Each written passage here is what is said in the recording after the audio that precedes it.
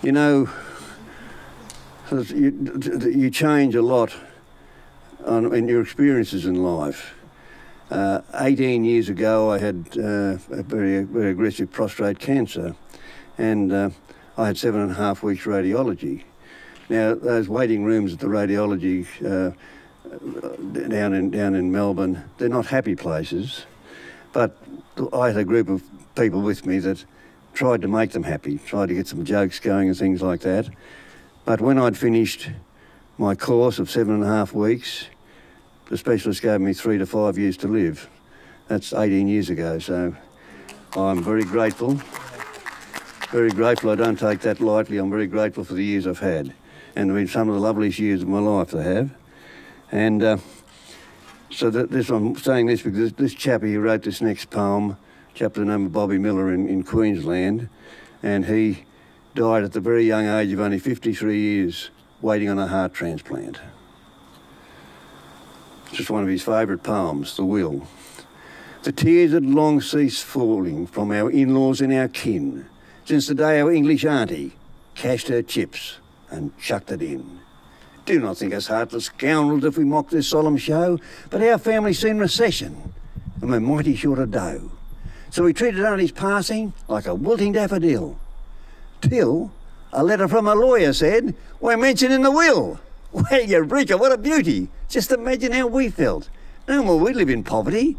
No more we'd stretch the belt. This old girl was loaded. Couldn't count the dough she'd got. We'd be able to sell this cockroach castle, build a mansion, buy a yacht.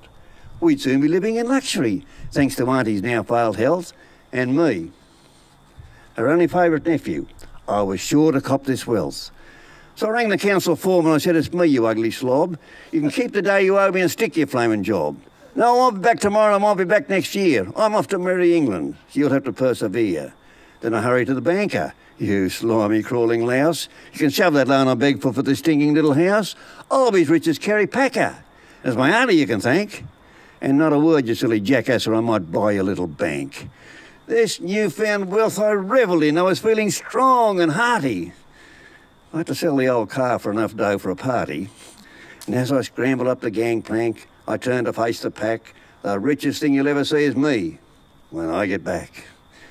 Well, they started reading auntie's will. They started from the ground. The butler got the silverware. The maid, £1,000. Aunt Doris got 1 Rolls Royce and Uncle Joe a block of flats. Then the room was stunned to silence when the lawyer mentioned cats. To those mongrel, moggy mouses, she'd bequeathed £1 million. Well, I very nearly fainted, and I think Aunt Martha did. But my turn was coming. As the lawyer battled on, I now leave my greatest treasure to my sister's darling son. To him I leave the family ring to wear down through the years. What I said, a cursed ring, I near broke down in tears. I grabbed the lawyer by the throat, I nearly run amok. Give the cats the flaming ring, I'll have the $1 million. Well, fate plays cruel tricks I found on my way home. As I leaned across that rail and watched that briny foam. In a fit of mad depression for what she'd done to me, I got old auntie's cursed ring and I hurled it in the sea. Sat back on a chair with a smile upon my face, but while reading through the papers I collapsed in sheer disgrace. That ring that now was sinking 1,000 fathoms down belonged to Mary, Queen of Scots, worth £40 million. Well, I'm back home now. I'm on the dole and living in a tent. I ponder on my fortune, how it came and sort of went. And I sit upon this stump each night, just toying with a notion. Yeah, I wonder would it be much trouble to drain that flaming ocean.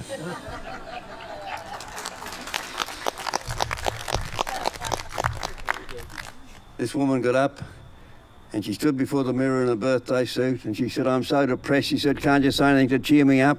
She said, I've got boobs are sagging, my backside sagging. He said, and there's a wrinkle there every day. She said, can't you cheer me up at all? Well, he said, darling, if there's any compensation, he said, your eyesight's spot on.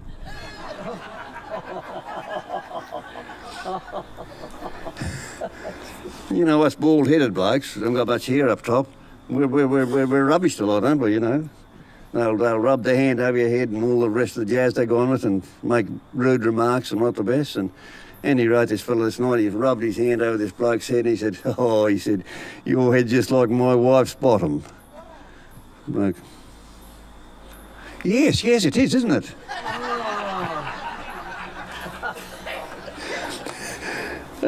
These two bushies went down to Melbourne to the home show. They were going to build a new house and they thought they'd get up to date. So what they were featuring this day was toilet brushes. You know how they go. They nearly do everything from cleaning your teeth to whatever you wanted to do.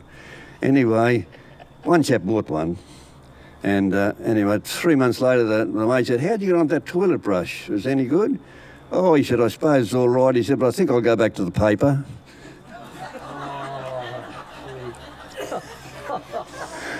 This mate said to his mate, he said, "Have you ever been incontinent?" "Well, no," he said, "I haven't been any further than Mildura."